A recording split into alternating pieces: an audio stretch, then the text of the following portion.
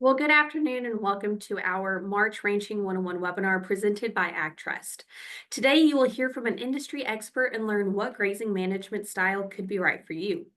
Before we start, please join me for a short message from AgTrust.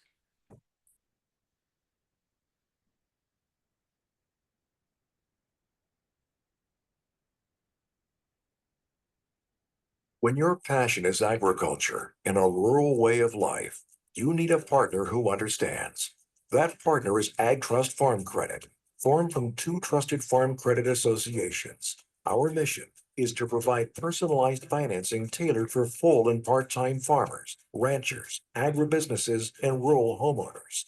And because we live in the communities we serve, AgTrust Farm Credit is here to help you succeed.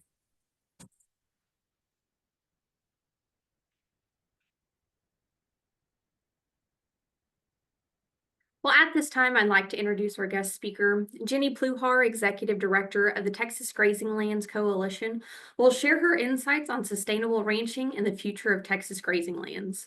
With nearly 3 decades managing the award-winning Taylor ranches in the Panhandle, leading collaborative efforts with USDA Natural Resources Conservation Services, industry and partner organizations, Jenny brings unparalleled experience and a passion for supporting ranchers. Under her leadership, Texas Grazing Lands Coalition's 12 regional groups empower ranchers to tackle local grazing lands challenges and share innovative solutions. If you have any questions during the webinar, please submit them in the chat box or the Q&A box below. And at this time, I would like to turn it over to Jenny.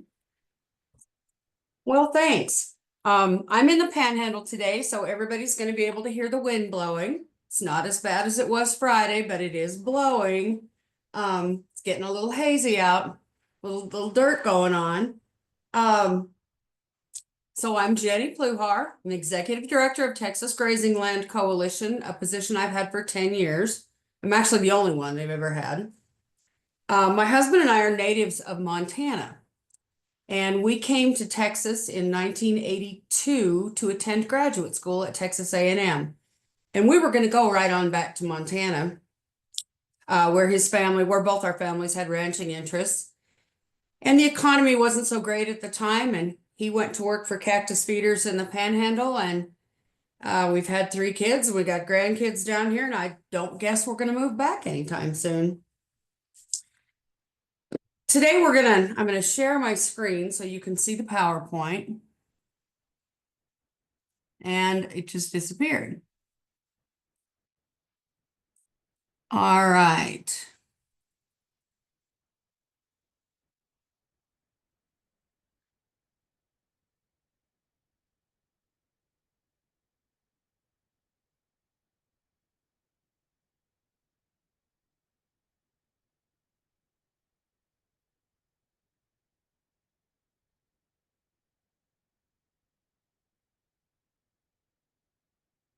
There we go. That's a picture of the Panhandle in one of the springs when we actually had some rain going on. We've not had a lot of that this year. But we're going to talk about grazing management strategies today. And actually, I came to Texas and studied grazing systems. And I have evolved, and I strongly prefer the idea of strategy. System seems like a recipe or a set it and forget it type thing. 4 pasture, 3 herd, or various systems you hear about. And there is nothing set it and forget it about good grazing management. A strategy is flexible, but it's mindful of the basic principles of soil health and grazing management. No 2 ranches, leases, pastures, years, situations are ever alike. Things aren't the same as they were last week. They aren't the same as they were a year ago. What we deal with is extremely complex ecosystems. If you ever read anything I write, I always say, if grazing management was easy, they'd call it rocket science. Rocket science is math, and what we do is much more complex than that. I heard a talk years ago by a very well-renowned grazing manager, ranch manager, managed a number of very large ranches. And he opened his talk by saying, if I had been smart, I would have been a doctor or a lawyer, but I wasn't very smart, so I became a range manager. And I resisted screaming when he said that. But what we do on the landscape is important to every single person in Texas, every person on this planet. We impact the environment, the water, the food supply. At the rate people are moving into Texas, and every time I hear the number, I think it's like 1,200 a day, it just scares the dickens out of me. But our work and our land stewardship becomes ever more important. So don't ever sell yourself short. What we are doing is difficult, complex, challenging, all the things that I think make it a lot of fun. We're going to talk today not just about the grazing, but we're going to talk about some other things about non-government organizations and conservation programs as well.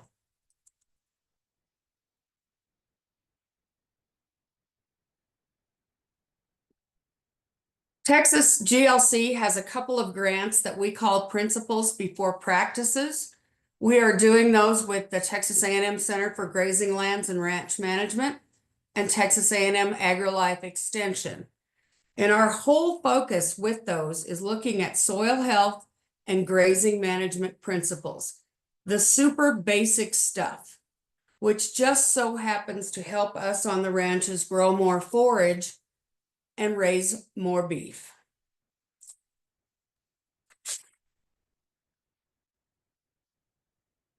The soil health principles, in short, are know your context, and we'll talk about each of these a little more in detail. Keep the soil covered, optimize disturbance, increase diversity, integrate livestock, and keep actively growing roots. If you manage for the principles before you decide which practices to put in place on your land, it's going to lead to greater profitability. Too many times we wind up putting in a new tank or some fence, and there's not enough thought goes into if that's where it should go or how it should work best, or just what could make it work the best. Even if you're in a cost share program, things get pretty expensive pretty quickly. So let's look at know your context first. Everyone's context is very different. You have to consider the social, ecological, and economic context. My favorite saying that I hear from ranchers, and I hear it all the time, and you all do too, it's that won't work here. That won't work here. My ranch is too large. That won't work here. My place is too small. That won't work here. I don't get enough rain. That won't work here. I get too much rain. I kind of want to do a whole grazing tour in Texas and call it That Won't Work Here. Or get it on a t-shirt or something. I think that's a good saying. But at any rate, your context, everyone's context is different. It would do me no good or any of our technical specialists to come to your ranch and tell you that you needed a bunch more pastures or you need to rotate your cattle more often, when your context might be that you don't even live on the property, or you get out there once a week, or you have a job in town, you're not there all day. Maybe you're not in a financial position right now to be able to add the improvements that would be needed to do some of those things. So we have to keep context in mind with everything that we do. Your goals are unique. This picture is in Gray County in the northeastern Texas Panhandle. It's a 30,000 acre ranch, and everyone sees something different when they look at this picture. We do have the good fortune in the Panhandle of being on the extreme northern end of where mesquite is comfortable living. So all those little green things in that pasture are indeed small mesquites, and they don't grow real fast up here. Another thing I guess we can count our blessings for. But I have a lesser prairie chicken contract on this ranch to maintain their habitat. And when they look at this picture, they say, that mesquite's got to go. It's going to turn into larger trees. That's where predators roost, and it will become unsuitable for lesser prairie chickens. My deer hunters look at that picture and they say, we like to see some scattered mesquite. It's good cover for deer. And I look out there and I drive through enough of Texas often enough that I really would rather not see mesquite. So we did wind up going and treating all of that individual plant treatment style. But anyway, what my point here is that everyone's goals are unique, and it does no good to plan a grazing strategy without working with the landowner's goals in mind. Cover the soil. We should have had this slide up on Friday because the soil was flying through the air in the Texas Panhandle, and I think that some of you and east of us anyway got a taste of it as well. We provided you with some free topsoil. Keeping the soil covered regulates the soil temperature. On a hot day in Texas, soil surface temperatures can go 140, 150 degrees. There's a reason McDonald's cooks your hamburger to 140 degrees. And that reason is they want to kill all the bacteria in it. Well, that's not what you want to do in your soil. We'll talk about the bacteria a little more in detail in a minute, but that's not what you want to do. You need all those living organisms in the soil. There are more living organisms in a teaspoonful of healthy soil than there are people walking the face of the earth. So we can't see them, but they're there and we need them. Cover provides organic matter, which again helps with all those organisms and that biological activity, and certainly protects the quality of the air. I've never seen anything like we had last Friday.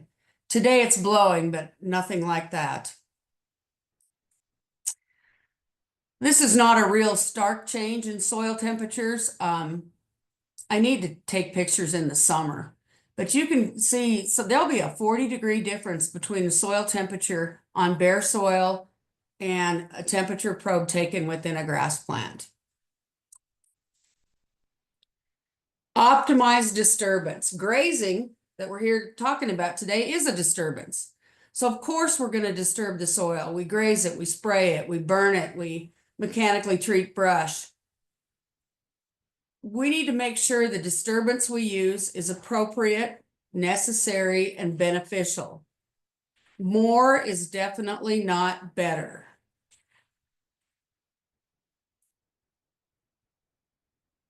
Increase diversity. And I know there are a great deal of people in Texas who have coastal Bermuda pastures that they hay. Monoculture, essentially a monoculture. Healthier ecosystems are diverse in the plants, the kinds of plants they have, and that leads again to healthy soil microbiology. Many of the coastal Bermuda fields you're seeing now are also having cover crops interseeded in them, which is allowing them to fertilize less and get some of that diversity and make their soil healthier. Here's my favorite part, and I'm sorry that I'm talking to cattle raisers today and there's goats in the picture, but on our little brochure we had to include the goat, sheep and goat people too. So grazing makes the world go round. It is absolutely the key to healthy ecosystems. And I mean, it's magic. It is absolutely magic. I don't know if anyone listening today is old enough to remember when the push was in 1993 that the environmental groups were pushing for all the public lands in the US to be cattle-free by 93. They thought that would make them healthier. In their minds, conservation means closing the gate and ignoring something.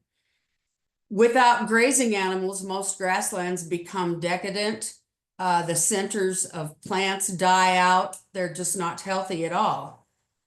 When a cow takes a bite out of a grass, she's biting on the side of a big bunch grass, say, that is stimulating the roots to grow more, which stimulates more soil bacteria. The soil bacteria, all the flora and fauna in the soil, help the plant uptake nutrients and water. So the right amount of grazing stimulates and keeps that whole system going and healthy. It's It's almost like maybe God made these grazing animals to go with ranch lands. Funny how that could possibly work, isn't it? So grazing is it. It's magic. It is the key. Range lands, pasture lands, if they don't have grazing on them, they become essentially worthless after a while. They are not healthy at all. You want to keep actively growing roots in your soil year round. Even if, like here in the Panhandle, we are dormant all winter. We are brown out now, still just getting a little bit of green in places, but the roots are still alive.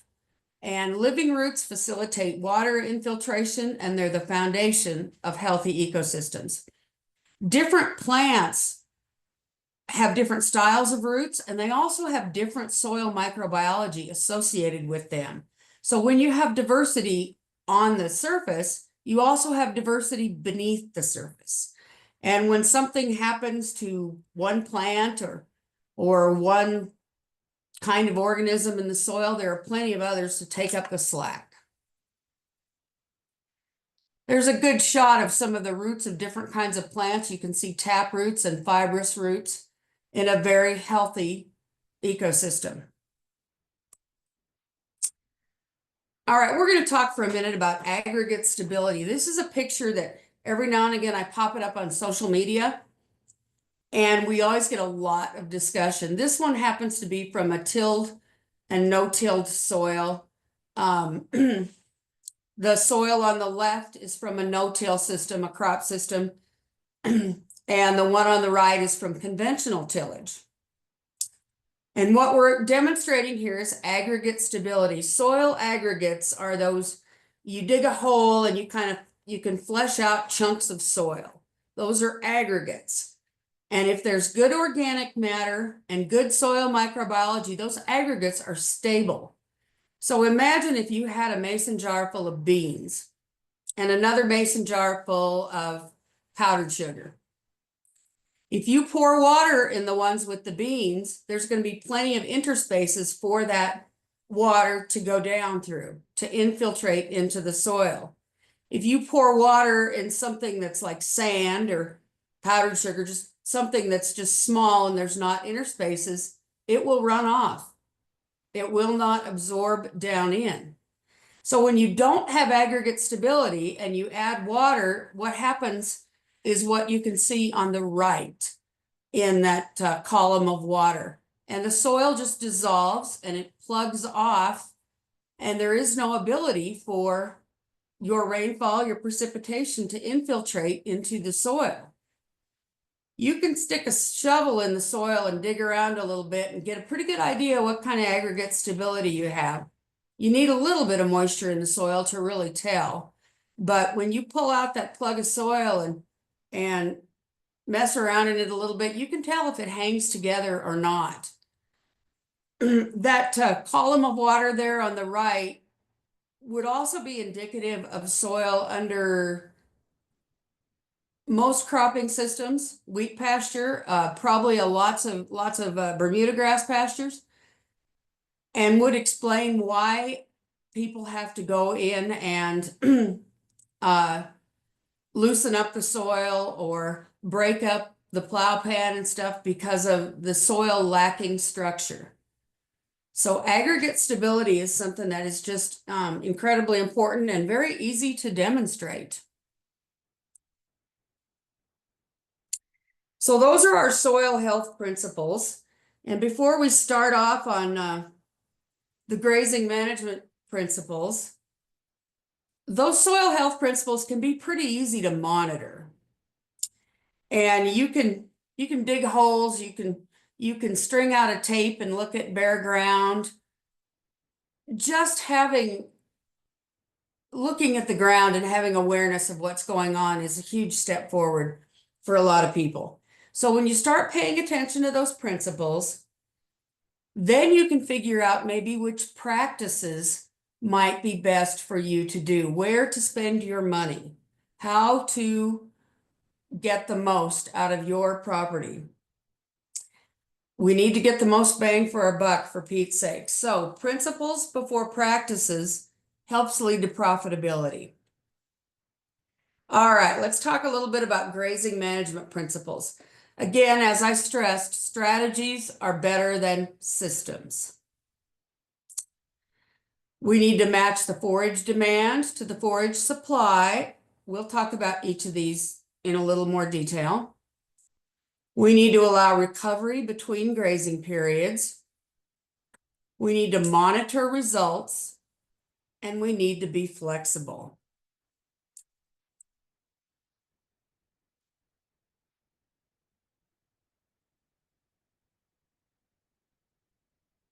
All right, let's match our animal demand with our forage supply. If you don't get your stocking rate right, I don't care what kind of system or strategy or fancy thing you use, or how much fence you build, or how many waters you put out, or how often you rotate. If you don't get the stocking rate right when you start out, it doesn't matter what else you do.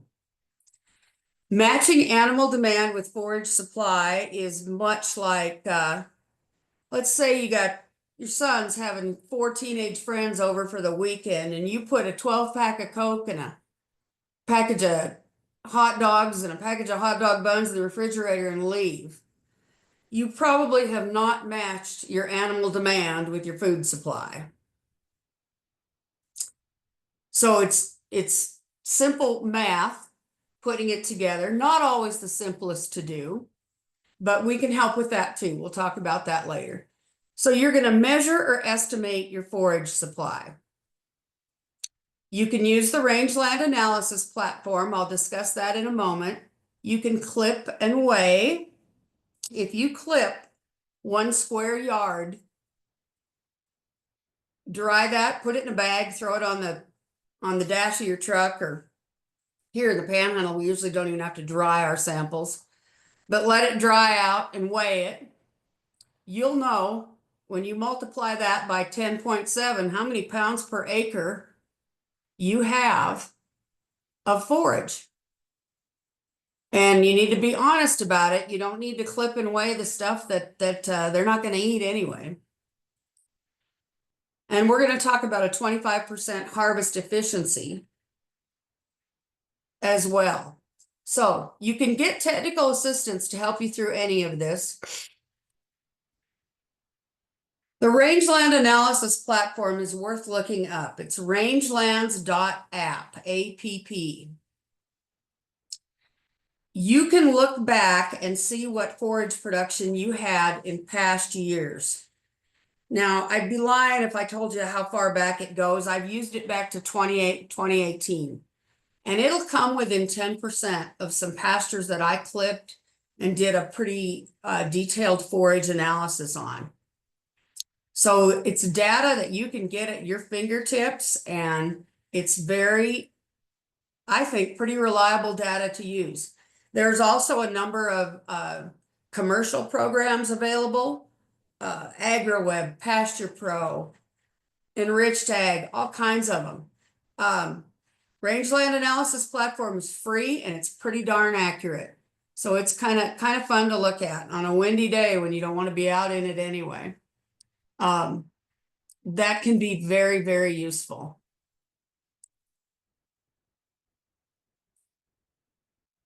Proper stocking rates. We talked about that just a minute ago. If you don't have that right, the most sophisticated grazing system, rotational grazing system, that will not overcome if you have an improper stocking rate. And let's talk a little bit about stocking rate. I know that the FSA office in every county has a county stocking rate, and that is for purposes of their drought programs, but it is not, everyone's stocking rate is different. Your stocking rate is different than your neighbor's. Your stocking rate is different from pasture to pasture. There is no county stocking rate. And the worst thing you can possibly do is say, well, hey, you know, Grandpa used to keep 100 cows out here, so I can have 100 cows. Grandpa's 100 cows probably weren't as big as your 100 cows for starters. And it depends. Was Grandpa stocked right in the first place? One of my favorite stocking rate advisors is your realtor. I know of a ranch in the Panhandle where the realtor sold it to a businessman. He said it's an 800 cow ranch. Right now they have 650 out there.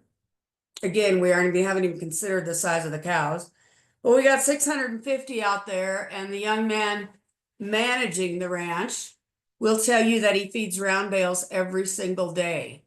A detailed forage analysis, an inventory by the NRCS showed that ranch would support 350 head.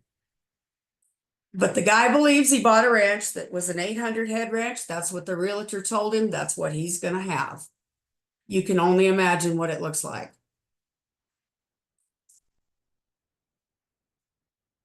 We talk about rest all the time, but you have to allow recovery between grazing periods. Rest alone is not always enough in our semi-arid systems. That piece on the right up there that's been grazed, if you take your cattle off of it, you give it some rest, and you come back in 6 months and you've not gotten any rain, guess what? You didn't get any recovery. You've got to have recovery, not just rest. But pastures need rest. They need rest, absolutely. But the farther west that you go, you have to pay attention to the fact that rainfall is not as reliable. And so you've got to have some rainfall on there and get some recovery in between grazing. If you don't provide your pastures and your plants some rest and recovery, you just wear them out. The roots can't keep up and they get smaller and smaller over time under continuous grazing. In 2011, when we had the giant drought in Texas, lots of people lost grass. The next year I was out with an older gentleman, and he said, I want you, before you leave, I want you to come and look at where the grass died from the drought. And I thought, oh no, here's this conversation again. This is going to be tough. And he took me to some grass that was dead. And he said that drought last year was really something. It killed the grass. And his name was Smith. I said, Mr. Smith, that drought didn't kill the grass. The continuous grazing all these years has weakened the root system so much that the grass didn't have any hope of hanging on when the surface of the soil got that dry. The roots were no longer deep enough. When I was younger, I probably would not have said that to somebody. And I guess I've gotten, I don't know, more blunt with people with age. But at any rate, he pulls a bandana out of his pocket and he starts dabbing his eyes, and he said, I should have known better. So it's not, I mean, whenever somebody says the drought killed my grass, one of my favorite weathermen, who actually we're going to hear speak at the Cattle Raisers Convention this year, I heard him talk about the drought killed the grass in eastern Colorado, and I thought, oh, I'm going to have to visit with him. So you need to monitor and adapt. You need to be flexible. You need to have some records.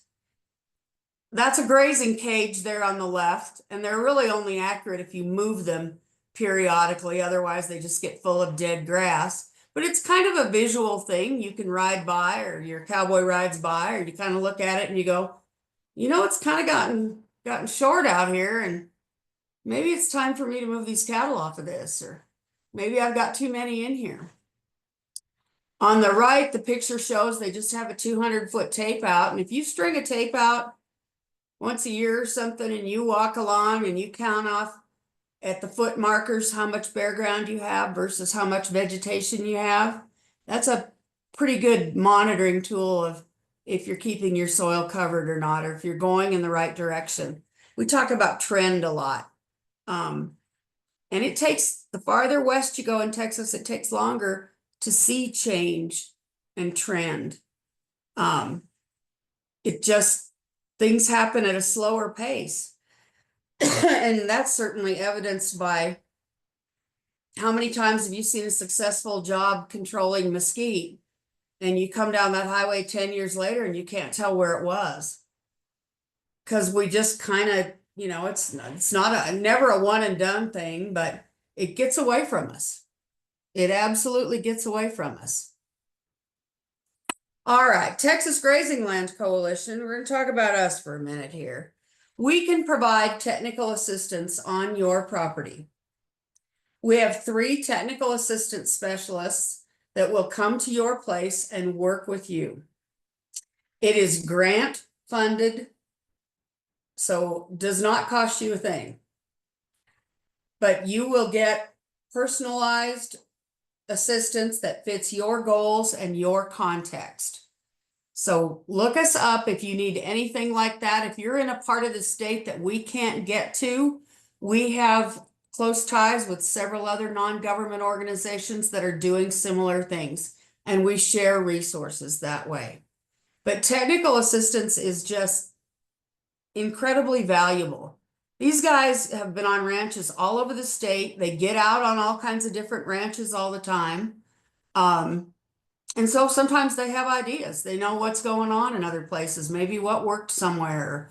They've seen a bunch of brush treatments, and they know that one of the chemicals maybe works better on these kinds of soils versus the other one. And just a wealth of experience there. And it's nice to have another set of eyeballs come and look. I want to tell you about a project that we have going on now that is very unique. It's the Resilient Ranch Network. It's 66 counties as depicted there on the map.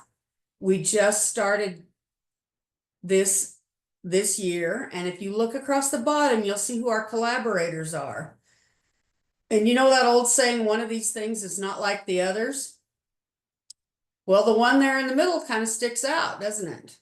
Walmart.org. The Walmart Foundation is funding this project.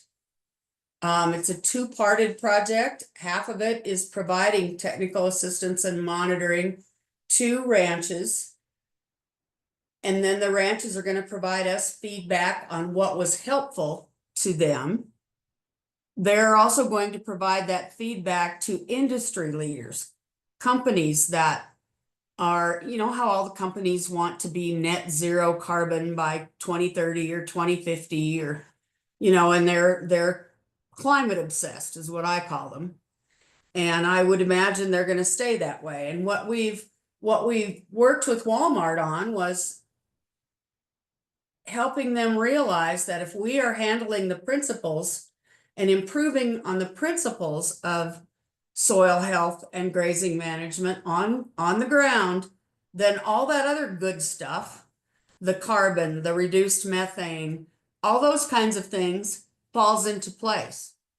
But when you go to a ranch and you drive in and you say, Walmart sent me and I'm here to help you get rid of some of your methane, you're probably not going to get a lot of traction. You're not really going to get much done. We need to deal with things that we can see and touch and feel when we drive across the ranch and that impact the bank account. Because if we don't stay profitable, then all this is for naught. So why would Walmart be interested in this? Walmart sources a lot of cattle everywhere. At any given time, they usually have right at 2.7 million head of cattle on feed that they own. And they will own those cattle through the rest of their life and until you find them in the supermarket at the meat counter. All of these big businesses have foundations. And when you go to, say, the Texas Medical Center, and if you drive up and you see that some big business, Walmart, has funded the breast imaging center at MD Anderson or something, that doesn't faze you at all. Well, some of these companies are now taking an interest in their supply chain, and I have found Walmart to be one of those. They're interested in their supply chain, whether it's coffee coming from the rainforest areas of the Amazon, whether it's salmon and shrimp, produce, and now they're kind of coming to the game and saying, hey, why can't we give some of our finances to improving things in the beef supply chain? So I would imagine these foundations are tax write-offs for these companies. And why shouldn't they come work with ranchers and with us and our land stewardship goals just as quickly as they would go work with a medical thing or any other thing that a foundation might work with? So this is new for us to be able to have this project with Walmart. And I'm pretty excited to see how it goes. We have our ranches all put together and we hope to be able to replicate this across Texas. Walmart would like to see it grow, and they would like to see members of their supply chain and other businesses that they work with. If they're happy with the results, they want to see it grow. What could it grow into? Who knows? This is why we were able to get this project. This is half of it anyway. Part of it, the first part is our relationship with USDA and RCS. And I'll explain that a little more in a minute. But we have 12 regional coalitions across Texas. They are groups of ranchers who work together and put on, field days and pasture walks and all kinds of things. And they deal with challenges and issues that are going on in their part of the state. Certainly, the Trans-Pecos region does not have the same issues and concerns as the folks in Northeast Texas, or the cross timbers and the Blackland Prairie with the encroachment of Dallas-Fort Worth and the surrounding areas. So they're all very unique. And the fact that we have this grassroots network across the state that anyone can be involved in, you don't have to be a member of anything. You don't have to pay dues. You just need to show up. Anyone can be involved, and the fact that we have this is what makes us attractive to corporations looking to invest in land stewardship. I had the good fortune to go to a meeting in Spearfish, South Dakota last September. It was a variety of non-government organizations, very much like grazing land coalitions, like our regional ones. In a lot of them in Montana, Nebraska, the Dakotas, Wyoming. Some of them are actually doing cost share projects now with grant dollars and with industry private funded dollars. Cost share projects much like EQIP and CSP type projects that we're familiar with through USDA and RCS in Texas. And they work closely with USDA as well. Because of the relationship we have with USDA, that is what made it possible for us to pursue these other partnerships.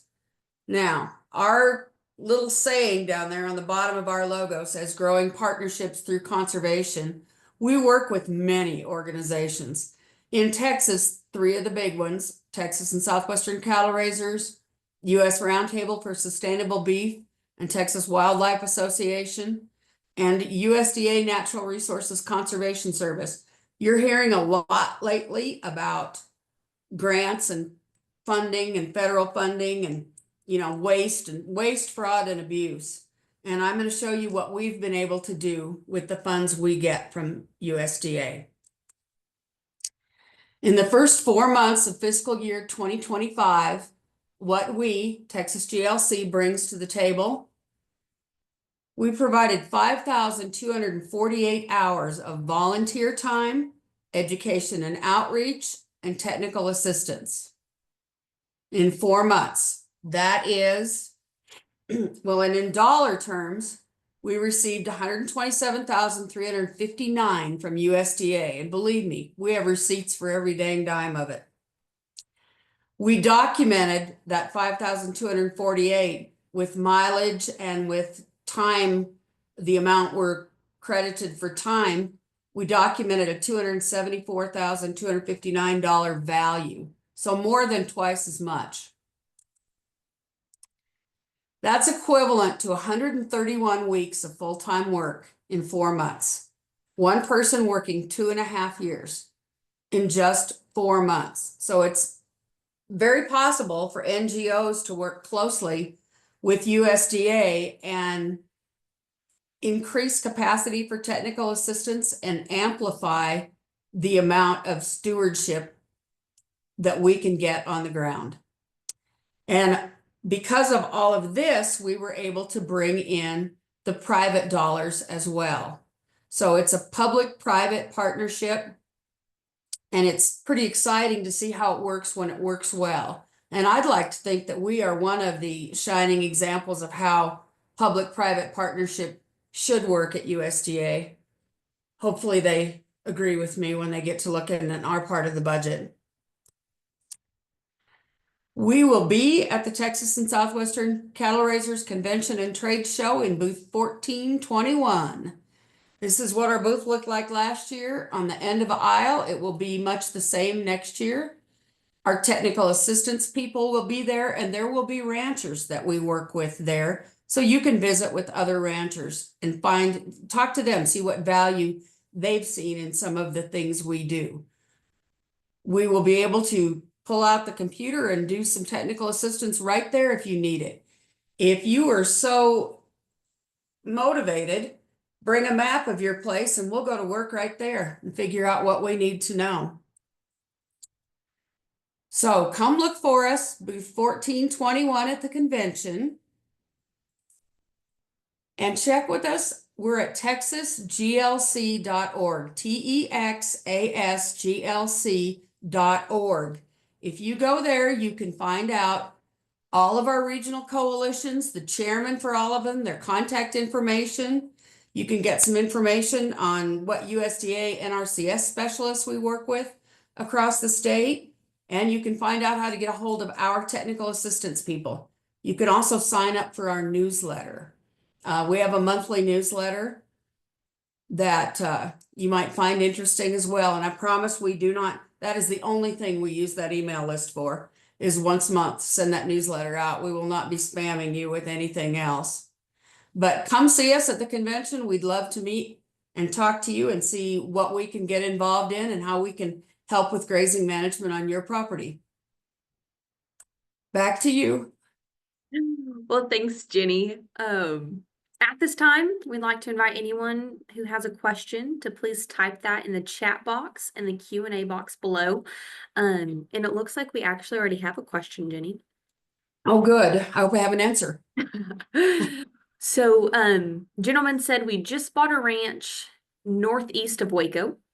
Land had been abused and not maintained. Got a land rehabber on board and he's about to start. What specifically should be our goals and what to watch out for? Well, your goals can be whatever it is you want to do. I mean, if you want cattle or wildlife or whatever, by land rehabber, I'm not exactly sure what you mean. If you're talking about someone doing technical assistance for you or doing various kinds of work on the land, what I would recommend was schedule a visit with Ryan Walser, our technical assistance guy that goes down that way. He is a plethora of ideas and knowledge and can tell you exactly some things to look for on the property.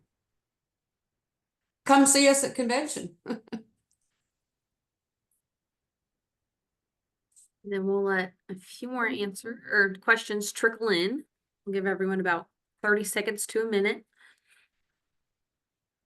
Land rehabber, that's interesting. I do know someone in that area who builds ponds and fence and things like that. But send us an email.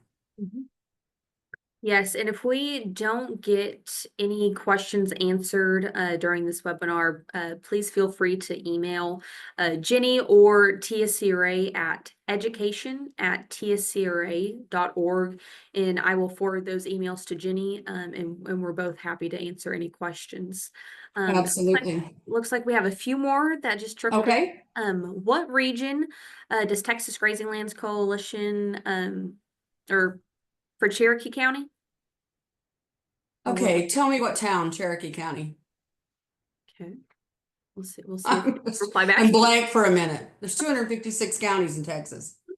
Okay, while they're typing their answer, I'm going to jump to, Jacksonville.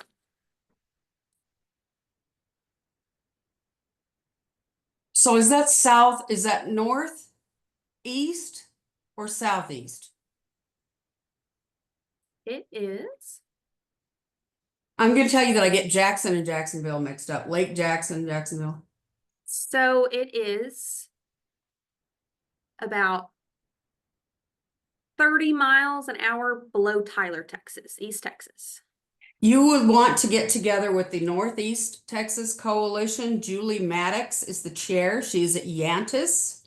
They have a very active group out there. They have done 3 or 4 things already this year. They've had some pasture walks and they do some wildfire things. They work with TPWD and a variety of agencies over there. They are going and blowing. And if you look on our website, texasglc.org, you will find her contact information. I'm going to tell a story on Julie. She kind of got the group reorganized again and had me come out and talk to them. And she had a dozen ranchers get together and she asked if any of them wanted to be on the regional board of directors. And nobody wanted to do that. They all said, well, we'll come to stuff. We want to be involved, but we don't want to serve on the board of directors. I mean, okay, so she had a group, got together, and we talked to them. I told them about things like the Walmart project and other stuff that was going on.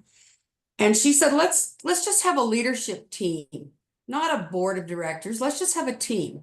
It's semantics. If you're on a team, you don't want to sit on the bench, right? You want to be involved.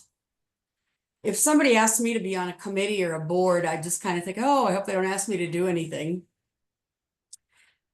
All 12 of them checked and said, yeah, we want to be on the team. So she's really got a good group going up there, Northeast Texas. There's another group, Post Oak Savannah, out of Oakwood, Texas, that is south of her. And they're a smaller group. They're newer. They're more getting started. But I think you would really enjoy that Northeast Texas group. Great. We have another question. Do you ever do analysis prior to purchasing a property to determine suitability for certain herd size? Sure.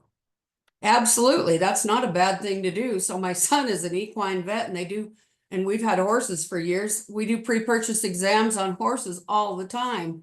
So it would definitely be to your benefit you can get technical assistance. And if you could get permission to go to the property, that would be even better. But you could still even do some work remotely, I guess, to look at it and see, with the rangeland analysis platform, see what shape it's in. But I'm not sure somebody couldn't make a whole business out of that, actually. Jenny, what was the formula for clipping a 3x3 section of your pasture? A square yard, you're going to clip and you're going to weigh in grams, I believe. And you can do that on a kitchen scale or you can do it on a little hanging scale. And then you're going to multiply by 10.7 and that will pull you back to English pounds per acre. I don't know why we weigh things in grams all the time. I don't know. Science is worldwide and we do everything metric, but we convert it all back to English. So we have a gentleman who is down in Huntsville looking for resource suggestions for pasture rehabbing. Huntsville and Walker County, north of Conroe by the Sam Houston National Forest. Well, he could work with the Post Oak Savannah GLC group. We also work quite a bit with Wildlife Habitat Federation, and I think they have a technical assistance guy right in that area. And tell this gentleman to reach out to me and I will find out for sure. But we had a request from Winnie, Texas not too long ago, and they had somebody right in Winnie that was rehabbing stuff right there. So we can find local help for someone no matter what. And this question is written generically, I would say. Do we get a written plan once they visit? We use a yes. Okay. We use a workbook of sorts that the U.S. Roundtable for Sustainable Beef has put together, and we've demonstrated it on several occasions. But we'll often leave a workbook with someone to work through, and we just had a gal that was explaining to us in South Texas, and she has a pretty sophisticated grazing system and does a really good job. And she said, I was kind of thinking, well, did I really need to do this? And she said, I sat down and I looked at it off and on for about 2 weeks, and she said it was a really good exercise to rethink through some of those things, even though she's farther along in the process than a lot of people. So typically, yes, we will leave something with you. You will work through it and answer questions, and then we'll work with you on it. And when we get all done, you'll get one back that looks nice and pretty and has the info on it.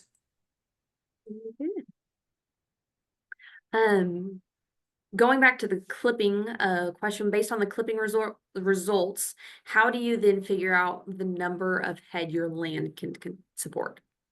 Okay.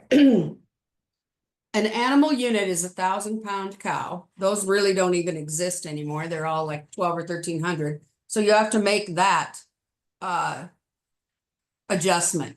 But a cow, an animal unit, a cow, and they'll eat 3% of their body weight a day in pounds of dry forage. So you've clipped, you've done the math, and you have 25% harvest efficiency. So that leaves you some litter on the ground. It leaves you some standing forage to protect your soil, and leaves 25% to go in her stomach. So if you look at 30 pounds a day, multiply that by however many days you're going to have her out there. It may not be all year. It may be a month or 2 months or whatever. She eats 30 pounds a day, and you know what you're growing, then you've got the two pieces of information you need, the animal demand and the forage supply. And then going back to the workbook conversation, is the workbook available online? We actually have a fillable PDF of it on our web. Actually, it's not on the website yet. We've got it on our share drive. We're going to get it on the website. You might try the U.S. Roundtable for Sustainable Beef .org. It's usrsb.org, and they may have that on their website. I'll look that up. Maybe I'll do a Facebook post about that. I'll look and see if I can find that. I know that we have a fillable PDF of it, and they may well have that on their website as well. So next question is regarding blackland prairie land. The soil is a nightmare on my horses. Cattle seem okay, but what grasses, groundwork do you advise growing in this area? Oh, you can grow beautiful tall grass prairie there. Beautiful tall grass prairie. It would be the Midlothian area. Yes, yep. Yep, and there's some, and actually we've got a ranch over there we just started working with. And there is our former chairman ranch is at Blooming Grove, which is going to be west of the Midlothian area, and there's beautiful tall grass prairie there. Often these local regional groups serve as peer-to-peer educational opportunities for each other. Nobody can know everything about what you need to do anywhere, but we can plug you in to people in your neighborhood that are doing a really good job and having success.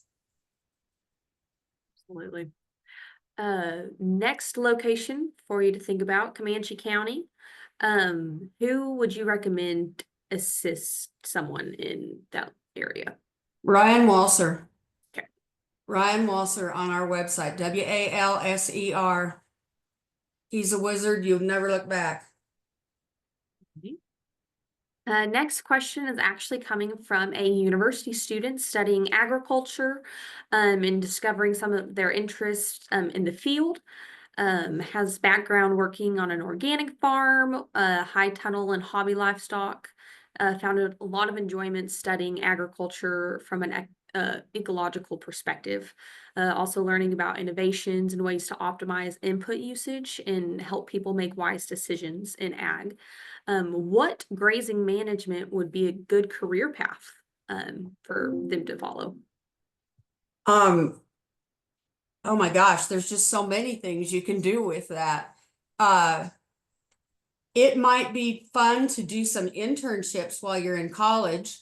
A couple of summer internships if you can, either on ranches with I think the opportunity is huge right now in non-government organizations. I mean, they're cutting positions in the federal government right and left.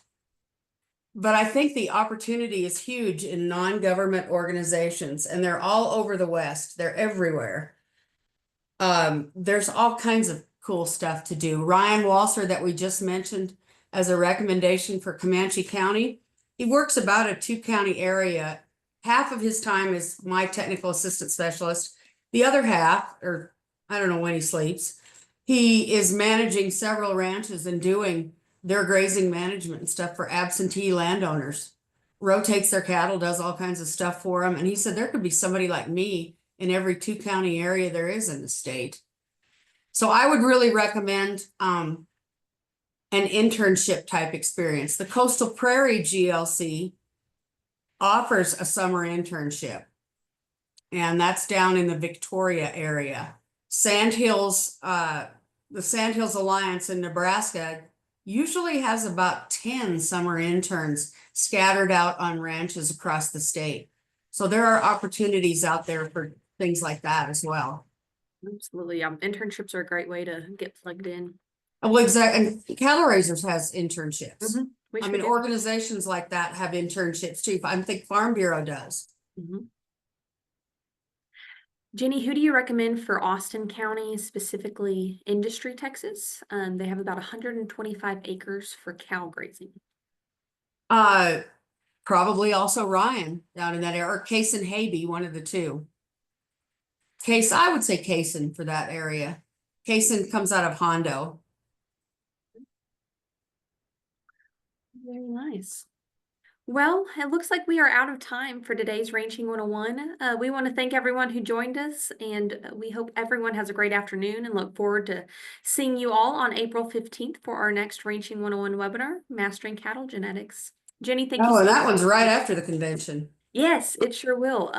We hope to see everyone at Cattle Raisers Convention and Expo as well, April 11th through the 13th in Fort Worth. Feel free to Yes, contact come us see us. if you have Come any introduce questions. yourself at the booth. Yes, for sure. Have a great one, everyone. Thanks. Thanks.